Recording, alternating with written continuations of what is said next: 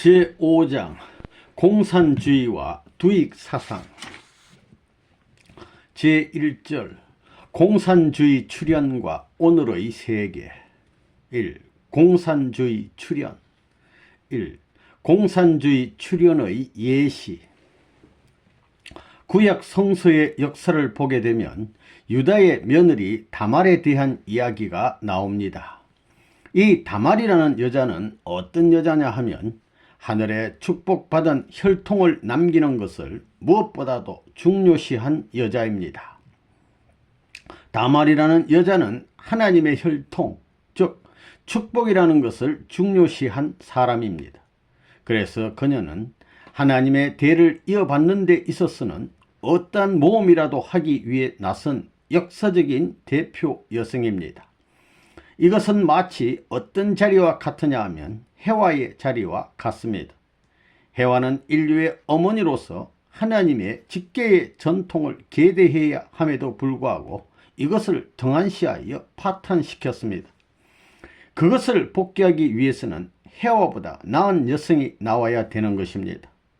죽고 망하는 것을 개의치 않고 오로지 하나님의 축복받은 혈통의 계대를 남기는 것을 자기 생명보다 더 가치 있는 것으로 여기는 여자가 나와야 되는 것입니다. 그 여자가 누구냐 하면 다말입니다. 나이 어린 시동생을 통해서는 그 지파의 혈족을 남길 수 없다는 것을 안 다말은 모험을 한 것입니다. 자기는 죽어 없어지더라도 축복받은 유다 지파를 남겨야 할 책임을 절실히 느꼈던 다말은 시아버지를 속여 가지고 관계를 맺은 것입니다. 그것은 마치 해와가 하나님을 속여서 관계를 맺은 것과 같습니다. 다말은 하나님의 뜻을 세우기 위하여 자기의 시아버지를 속인 것입니다. 그렇게 해서 하늘의 길을 복귀한 것입니다. 그것은 해와의 정반대라고요. 해와는 하늘을 속여가지고 그릇된 사랑의 길을 가서 천지를 망쳤지만 다말은 이 그릇된 망쳐진 세상을 바로잡기 위해서 하나님을 속인 해와와 마찬가지로 자기 시아버지를 속여가지고 하나님의 대를 잇겠다고 한 것입니다. 해와의 정반대의 입장에 선 자리가 다말의 자리였습니다. 알겠어요? 어찌하여 다말이 이와 같은 비법적인 사랑을 했는데도 불구하고 하늘의 축복을 받을 수 있는 제1대의 어머니가 됐느냐? 이것은 타락한 해와가 하나님 아버지를 속여가지고 비법적인 사랑을 해 망했지만 다말은 그와는 반대로 비법적인 사랑을 통해 망한 것이 아니라 하나님을 찾아갈 수 있는 하나님의 계대를 누구보다 존중시해 나왔기 때문입니다. 탕감복귀가 되었기 때문에 하늘이 다말을 통해서 역사했고 그것이 죄가 되지 않는 것입니다. 원리에 입각한 자리가 되는 것입니다. 알겠어요? 그와 같은 입장이 해와와는 정반대의 입장인 것입니다. 그렇기 때문에 다말을 통해 가지고 하늘의 섭리의 손길이 남아지게 된 것입니다. 알겠어요? 다말은 시아버지 유다가 양털을 깎으러 다니는 길가에서 기생으로 분장을 하고 있다가 시아버지를 속여 유인해 가지고 관계를 맺어 잉태를 했습니다. 이것이 복귀 섭리의 한 승리적 터전이 됐다는 것을 지금까지 몰랐습니다. 알겠어요? 야곱도 형님을 속이지 않을 수 없었습니다. 다 그렇게 되어 있지요. 그렇게 해서 다말이 복중의 아기를 베게는 되었지만 여기서 근본적인 교차 운동을 하지 않고는 천륜의 정상적인 혈통적 승리의 터전이 가려지지 않기 때문에 하나님은 그 일을 하기 위해 다말에게 쌍태를 갖게 했습니다. 알겠어요? 이것이 베레스와 세라입니다. 그래서 복중에서 바꿔치기 해야 된다는 거예요. 바꿔치기를 하지 않고는 정상적인 인연을 통하여 원리적으로 먼저 태어난 장자의 기준을 지상에 세워가지고 다음에 태어난 자들을 주관할 수 있는 기준을 가려 놓지 않고는 원리 원칙으로 돌아갈 수 없는 것입니다. 그렇지요? 이 노름을 하기 위해서 다말의 복중에서 베레스와 세라가 싸우는 것입니다. 산기가 되어서 아기를 낳게 되었는데 형이 먼저 손을 내미는 거예요. 창세기 38장에 보면 이 내용의 세밀히 나옵니다. 손을 내미니까 산파가 빨간 실로 메어 주었습니다. 이것이 앞으로 주님이 오시기 전 시대에 공산당이 나올 것을 예시한 것입니다. 빨간 실을 메어준 형이 잠깐 나왔는데 그것을 밀치고 거꾸로 동생이 먼저 나오게 된 것입니다. 베레스란 말은 밀치고 나왔다는 뜻입니다. 길가에서 창녀의 모습으로 변장해가지고 시아버지의 품에 안겨 낳은 아들이 누구냐 하면 쌍둥이 베레스와 세라입니다. 베레스와 세라는 뱃속에서 바꿔치기를 해야 되는 것입니다. 에서와 야곱이 바꿔치기 한 후 복중에서부터 큰번복기 과정이 남아있기 때문에 이것을 완전히 바꿔치기 하기 위해서 복중에서부터 둘이 싸우는 거예요. 형이 되는 세라의 손이 먼저 나오니 산파가 그 손에 홍사를 메어 주었지요. 이것은 공산당이 먼저 출현할 것을 예고하는 거라고요. 알겠어요? 종말시대에 주님이 오기 전에, 바꿔치기한 주인이 오기 전에 먼저 나온 세라에게 붉은 끈을 메어준 것처럼 공산세계가 먼저 나온다는 거예요. 공산세계가 형의 모양으로 먼저 나왔지만 동생이 그 형을 밀쳐내고 세계적인 주권을 갖고 온다는 것을 다 보여준 거예요. 알겠어요? 그래서 동생이 먼저 나오려고 하는 형을 밀치고 동생의 자리에서 나중에 될 수 있는 자리에서 먼저 태어났던 것입니다. 베레스란 말은 밀치고 나왔다는 뜻입니다. 알겠어요? 선이 먼저 출발해야 하는데 악이 먼저 출발했지요. 이것을 비로소 바꿔치기 한 것입니다. 2. 적색과 공산주의. 백색은 안전한 것을 상징하지만 빨강색은 위험한 것을 상징하는 것입니다. 그렇지요. 그래서 공산당을 빨갱이라고 하는 것입니다. 공산당을 왜 빨갱이라고 하느냐 하면 위험이 따르고 있기 때문입니다. 위험하기 때문에 빨갱이라고 한다는 것입니다. 그러나 우익은 옳은 것을 말하는 것입니다. 그 자체가 그런 내용을 직고하고 있는 것입니다. 그것은 사람들이 지어낸 것이 아닙니다. 천지에 있어서 사탄은 악한 존재이므로 자기 정체를 드러내지 않고는 천륜 앞에 설 수 없습니다. 절대자의 심판정에 설 수 없다는 것입니다. 사탄은 악하기 때문에 왼편입니다. 그래서 좌익이란 말이 나오는 것입니다. 그리고 빨갱이라고 합니다. 빨강색은 위험을 나타내는 색이죠. 예. 그리고 오른편 강도를 대신해 나온 것이 민주세계입니다. 오른편 강도를 대신해 나왔기 때문에 민주세계를 우익이라고 합니다.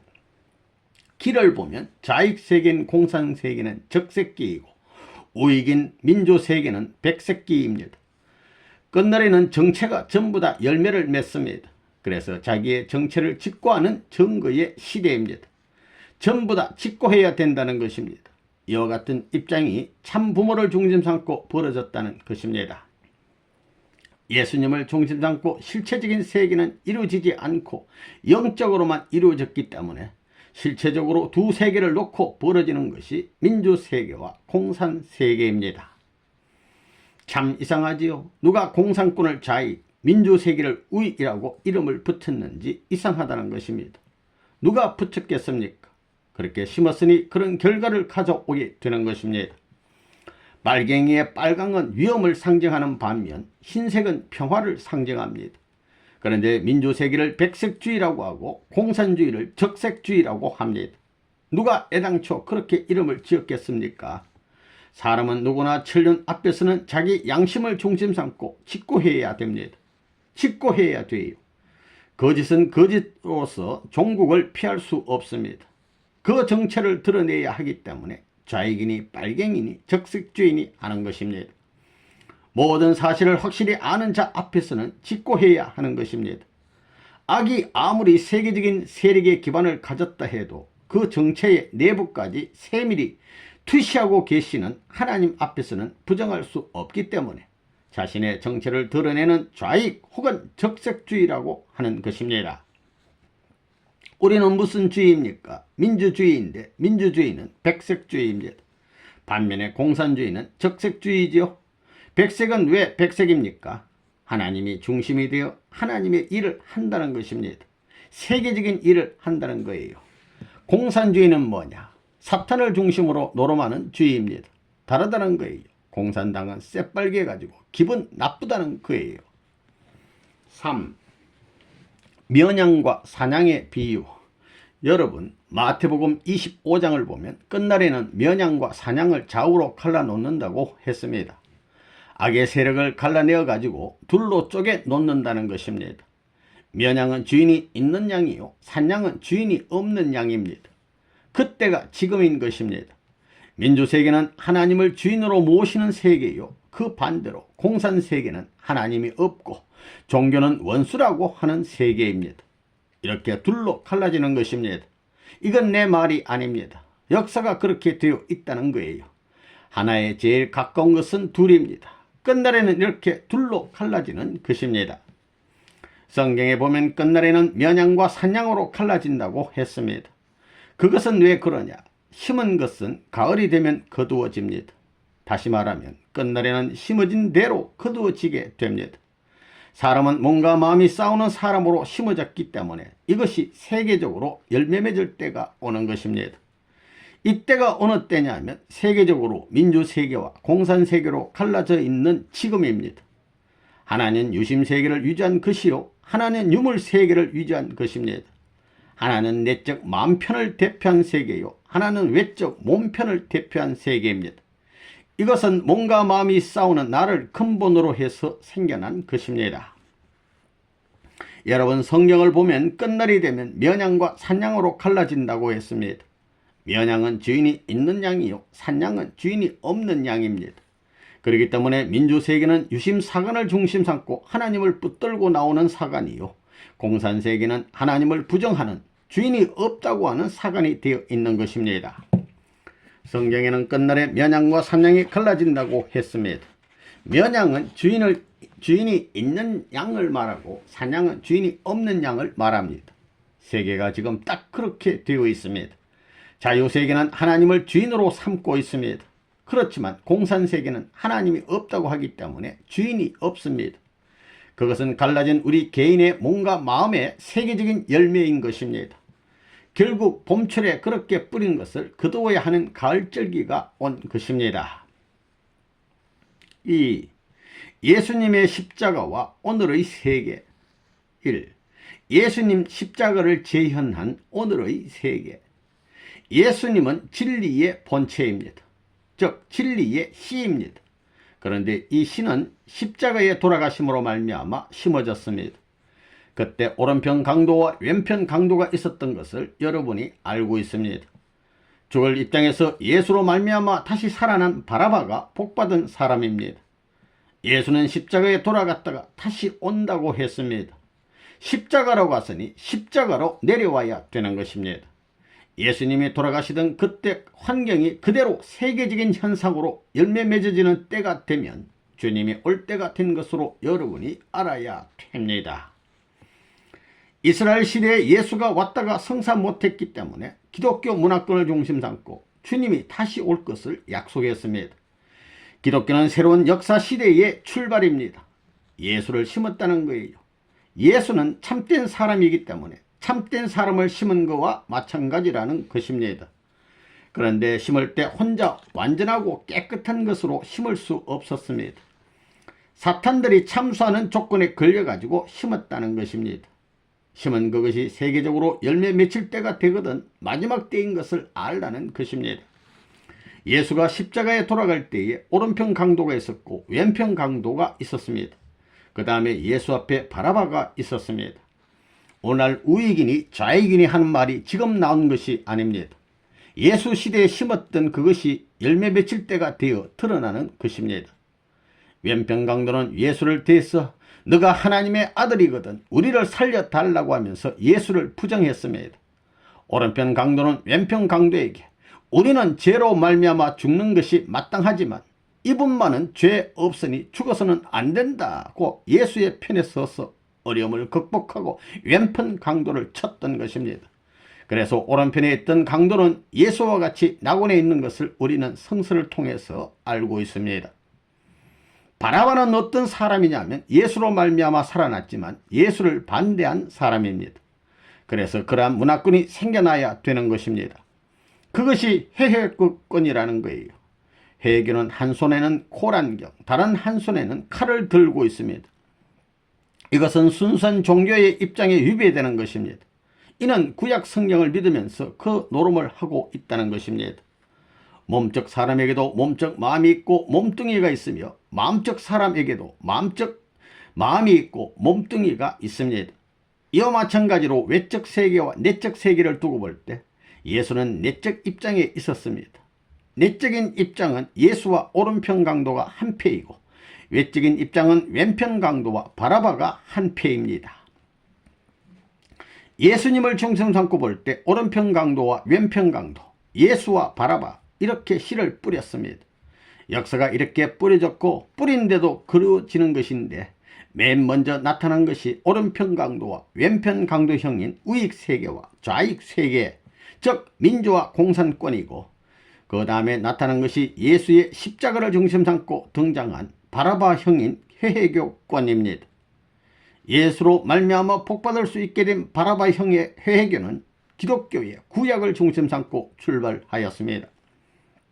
이렇게 뿌려진 역사는 세계의 형태가 3대 진영으로 결속하는 결과적인 세계의 운세로 들어가게 되었습니다. 아랍권의 나세르는 회개권을 통합하여 아랍 통일국가를 꿈꾸었습니다. 거기에 대비하여 기독교는 지금까지 모든 종교를 통합하자 하는 세계적인 새로운 추세로 들어가고 있습니다. 이런 세계적인 경향을 바라볼 때 비운으로 심어진 역사가 비로소 하나님을 중심 삼은 선의 결과로 나타나고 있다는 것을 알 수 있습니다. 역사의 종말 시대가 되면 이것이 노골화되어 가지고 처음에 뿌린 것을 이때에 맺어진 모양 그대로 거두게 되는 것입니다. 이것은 섭리의 법도에 의해 나타날 수밖에 없는 불가피한 경향입니다. 그러면 이제 나타나야 할 것은 무엇이냐? 예수는 인류를 대신하여 죽었습니다. 그때 왼편 강도는 십자가를 진 예수를 바라보며 비방하였습니다. 네가 그리스도가 아니냐? 너와 우리를 구원하라 하며 비방했던 것입니다. 그런 왼편 강도형으로 나타난 것이 하나님이 어디 있느냐며 비방하고 부인하는 좌익, 즉 공산권입니다. 그에 반하여 이 녀석아, 너가 정죄를 받고도 하나님을 두려워하지 아니하느냐?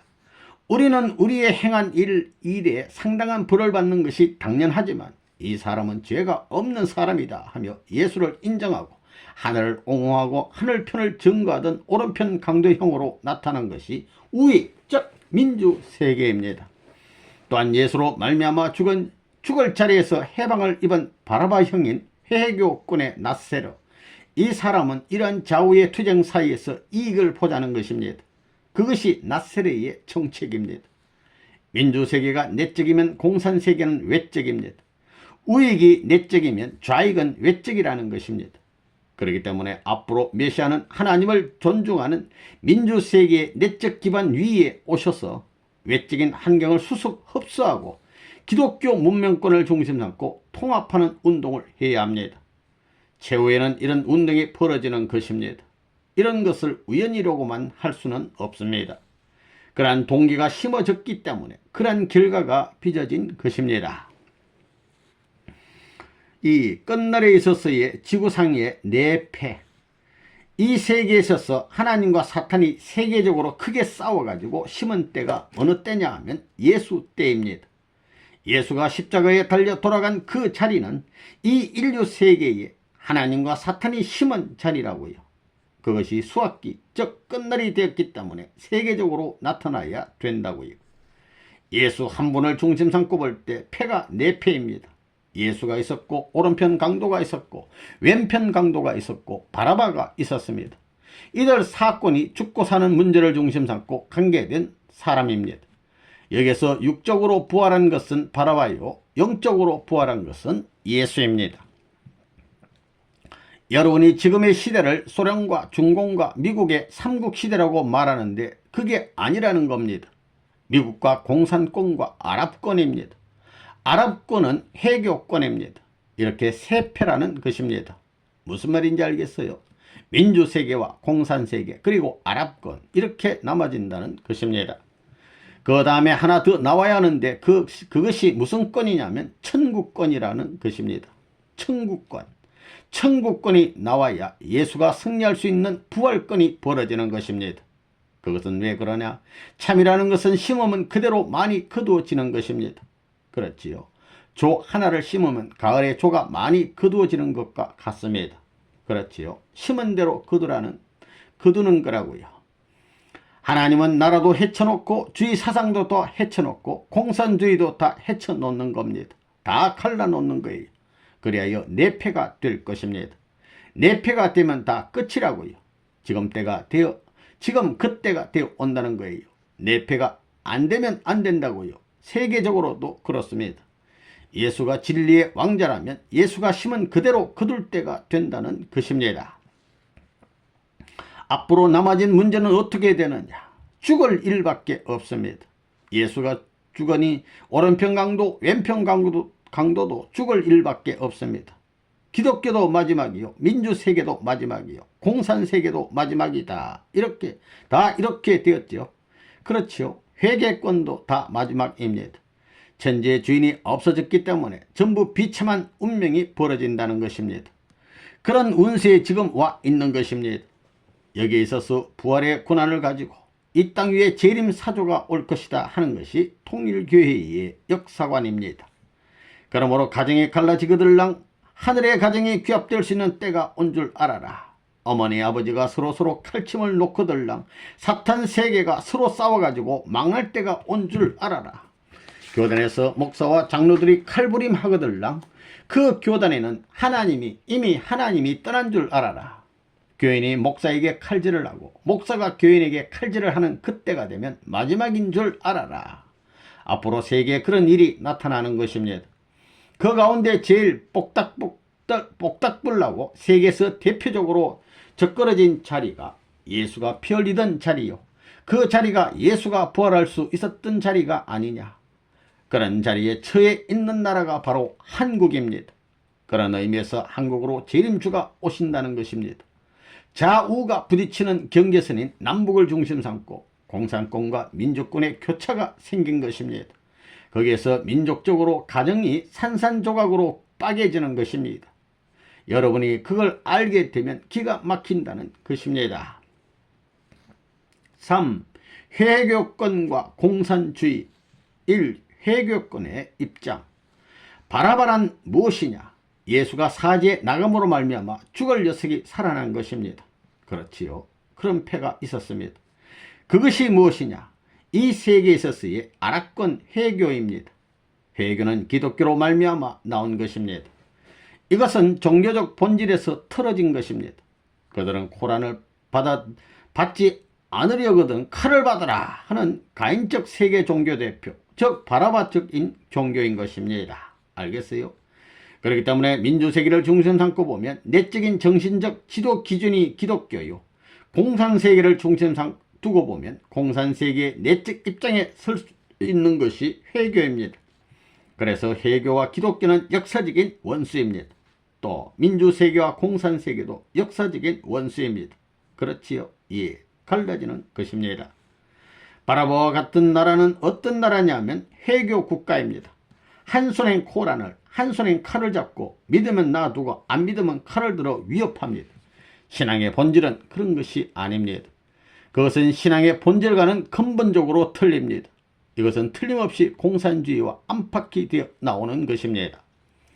바라바라는 사람은 어떤 사람이냐 하면 예수 대신 목숨을 살려준 사람입니다. 그렇지요. 그는 그 당시에 반동분자로서 나라의 밀란을 일으킨 대역죄인이었기 때문에 당장의 죽음을 당할 입장에 있었는데 예수 때문에 살아난 것입니다. 그렇지요.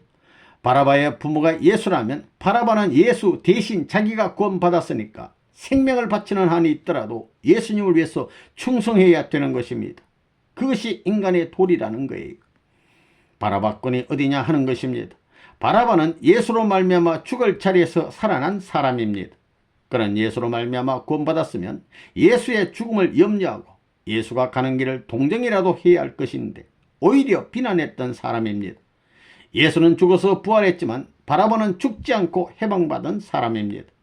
그렇게 해서 나타난 것이 무엇이냐 하면 구약 성경을 중심한 코량경을 믿고 있는 회교권이라는 것을 여러분이 알아야 되겠습니다.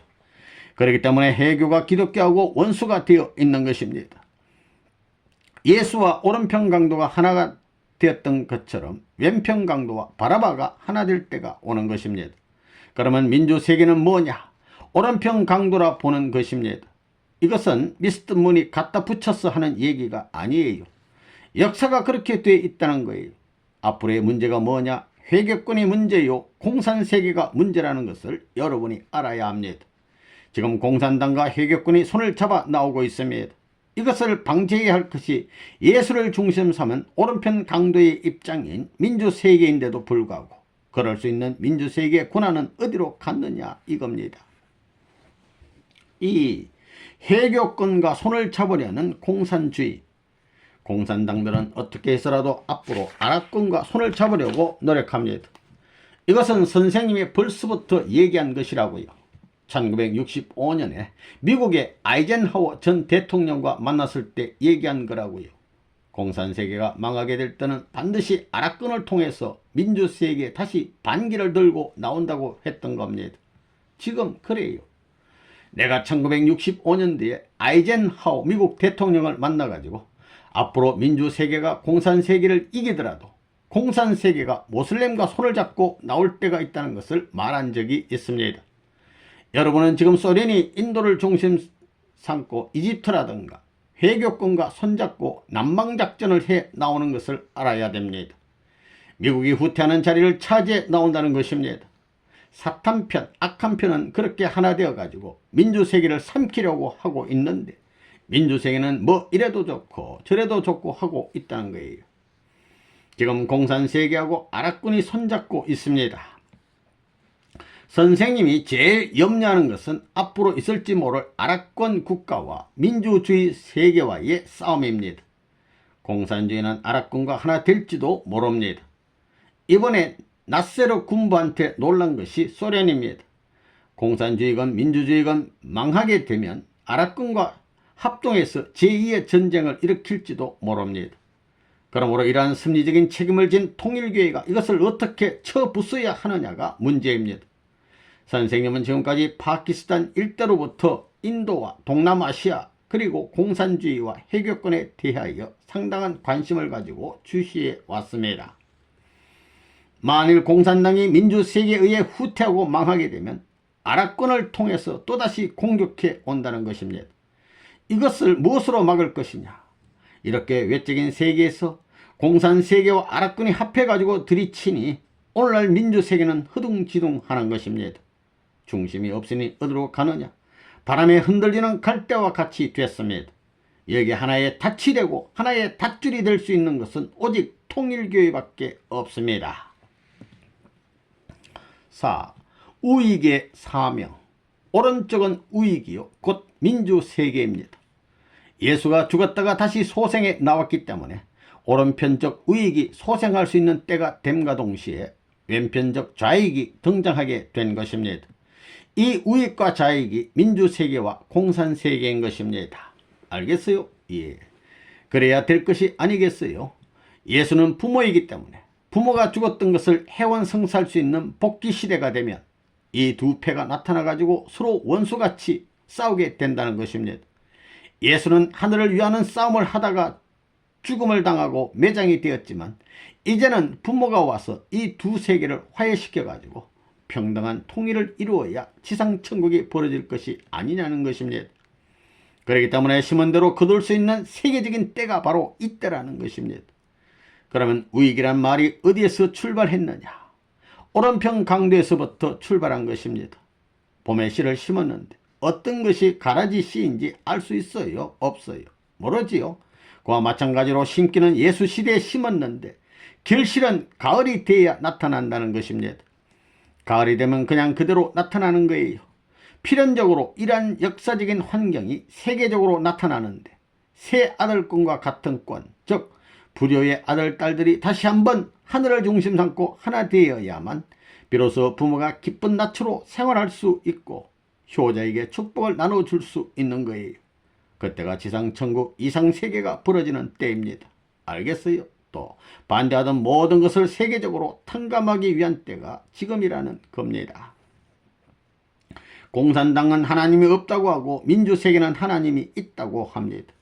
민주세계를 우익이라 하고 공산세계를 좌익이라고 합니다. 예수님이 죽을 때 오른편 강도와 왼편 강도가 심었으니 주님이 올 때가 되면 거두어야 됩니다. 왼편 강도는 예수님에 대해 너가 그리스도가 아니냐, 너와 우리를 구원하라고 얼마나 참소했어요. 하나님이 어디 있느냐, 이렇게 죽는데 하나님의 아들이 게 뭐냐고. 예수는 아무 말도 안 했어요. 그때 오른편 강도가 우리는 우리의 행한 일에 상당한 복을 받는 것이 당연하거니와 이 사람이 행한 것은 옳지 않는 것이 없느니라고 하고 꾸짖었습니다. 역사일에 죽어가면서도 예수의 편이 됐던 사람은 오른편 강도밖에 없었어요. 그래서 오늘 너가 나와 함께 낙원에 있으리라는 말씀을 듣게 되었고 천국을 겸원하는 선봉이 됐다는 것을 여러분이 알아야 됩니다. 이렇게 볼 때 공산세계는 좌익입니다. 왼편이에요. 사실 그 이름은 일찍이 예수 때부터 생겨난 것입니다. 민주세계는 우익입니다. 오른편 강도와 마찬가지로 그 오른편을 지도하는 나라가 미국입니다. 그러면 미국은 오른편 강도의 사명을 해야 됩니다. 공산당이 나와서 하나님은 죽었다고 합니다. 그러면 오른편 강도와 같은 민주세계는 하나님이 엄연히 존재함을 증거하며 생명을 다 바쳐서 공산주의와 대항하여 싸워야 됩니다. 오른편 강도의 취급을 해야 할 민주세계는 지금 어디로 가고 있습니까? 죽었던 예수의 하늘, 부활의 영광으로 맞을 수 있는 기독교는 어디로 가고 있습니까? 자유세계는 자유세계대로, 기독교는 기독교대로 분립되고 있는 것입니다. 반대로 사탄의 외적 세계는 하나로 합하고 있는 것입니다. 민주세계가 망하더라도 끝까지 하나님을 붙들고 예수를 위하여 오시는 주님을 위하여 죽겠다고 결심하지 않고는 이 땅 위에 주님이 오더라도 또 죽게 만들 것입니다. 때는 다 되었습니다. 이제 여기에 주님이 오셔서 기독교를 중심 삼고 자유세계를 하나 만들어 가지고 악한 공산세계와 회교를 죽여 없애버리는 것이 아니라 그들을 전부 다 포섭하는 것입니다. 죽을 때 싸우고 죽었으니 다시 와서는 세계적인 평화의 잔치를 해가지고 환영받아야만 비로소 이 땅 위에 천국이 건설된다는 것입니다.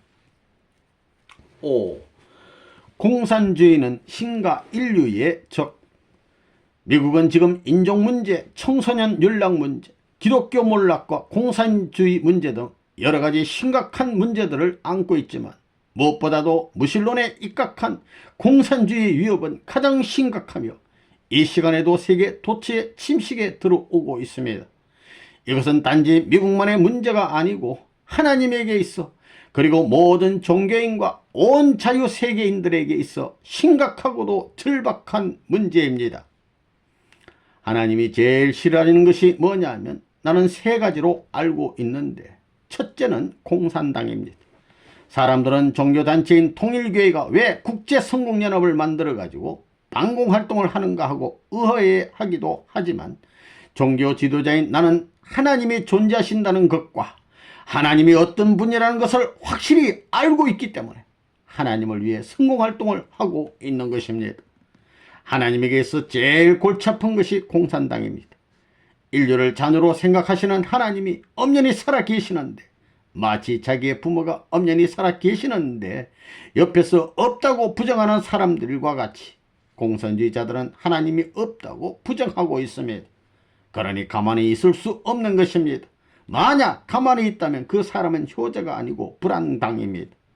그런 의미에서 성공운동은 아버지의 위치에 계신 하나님을 수호하기 위해서 불가피한 것입니다. 그 다음으로 하나님께 골치 아픈 문제는 종교의 부패입니다. 세 번째는 윤리가 파괴되어 간다는 점입니다. 그런데 기독교 국가인 미국이 부패해가고 2000년 동안 핍박과 수많은 환란 가운데서도 발전해온 기독교가 최근 수십 년 동안 쇠퇴의 길을 걸어온 배후에는 공산당의 전략과 술책이 도사리고 있다는 것입니다. 하나님이 없다고 부정하는 것도 공산당이요, 기독교를 쇠퇴의 길로 몰아넣고 있는 것도 공산당입니다. 또 청소년들을 윤락시킨 히피족의 배후를 조사해보면 공산당의 계략이 작용했음을 알 수 있습니다. 그들은 10년 혹은 20년 전부터 공작해 나온 것입니다. 이렇게 퇴폐적인 사상을 일으킴으로 말미암아 가정을 파탄시키고 민주세계를 파탄시키려 한다는 것입니다. 그들은 민주세계를 파탄시키는 데 있어서는 싸우지 않고도 소기의 목적을 달성할 수 있다고 생각하고 이런 방법을 쓰고 있다는 것입니다. 가정을 파탄시키고 교회를 파탄시키고 사상계를 파탄시키게 되면 이 세계가 자기의 것이 된다고 보고 하나님께 이러한 세 가지의 어려움을 제시한 것이 사탄 마귀이기 때문에 통일교회는 이 사탄 마귀를 때려 부수려고 하고 있는 것입니다. 그렇기 때문에 여러분들이 성공운동을 하기 위해서는 새로운 가정윤리, 새로운 세계윤리를 세워 놓아야 합니다. 그래서 신의에 의한 완전한 이상세계를 목표로 정한 나 자신부터 국제성공연합의 창설자인 나 자신부터 새로운 가정윤리, 새로운 종교윤리, 새로운 세계관에 의한 윤리체계를 갖추어 놓고 선두에 서서 일본 공산당과 투쟁하고 있고 외국에 있는 공산당들과 맞부딪히고 격돌해 오고 있는 것입니다. 전 세계의 제일 어려운 일이 뭐냐? 첫째는 뭐냐? 사상의 몰락입니다. 종교의 몰락입니다. 사상의 몰락은 어디서 벌어지느냐? 종교의 몰락에서 벌어집니다.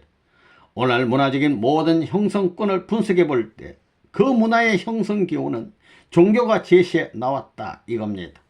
하나님이 있다면 지금까지 기독교가 세계적으로 몰락하는 것을 제일 비참해 하실 것입니다. 이것을 누가 책임지느냐? 통일교회가 책임지겠다는 것입니다. 또 그 다음엔 뭐냐? 공산주의 문제입니다.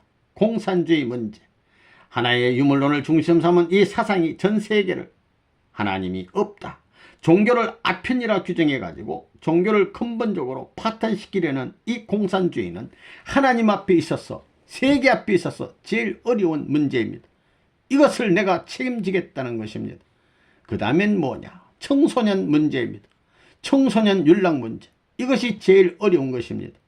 미국이 지금 제일 어려운 이 문제에 부딪히고 있는 거예요. 그런 의미에서 오늘날 세계에서 제일 어려운 문제를 우리 통일교회가 책임지자 하는 레떼리를 붙여 놓은 거예요. 그래서 내가 공산당과 싸우는데 선두에 섰다고요. 이젠 아마 세계적인 선두에 섰다고 하더라도 다 공연할 수 있는 단계에 들어왔다고요. 하나님이 제일 머리 아파하는 것이 세계 공산주의입니다. 그걸 내 손으로 때려잡을 것이다 하고 있습니다. 그래서 세계 공산당이 나를 제일 무서워하고 제일 미워한다고요. 그런 걸 알아요. 이놈의 공산주의 이론을 뒤집어 엎어야 됩니다.